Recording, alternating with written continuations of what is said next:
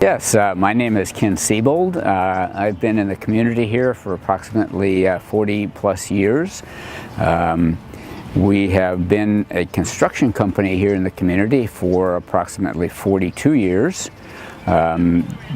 Yeah, we've also been, we've had a construction role here. We've been in business here for that long, and we've enjoyed the community. The community has been good to us, and we appreciate everything the community has done for us. And we would like to pay back some of all the positive things that the community has provided for us. The Walla Walla School District was kind enough to solicit the services of myself to be on the advisory committee for the new bond issue.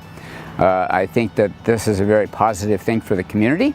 I'm thinking that we should be getting some of our schools brought up to standards. The real role that I would expect to play on this particular bond oversight committee is that I bring some business experience to the project, as well as some construction experience. So I would expect that I would be looking at and providing advisory information with regards to construction, the costing of the construction, the actual inspections of the construction, moving forward with the construction.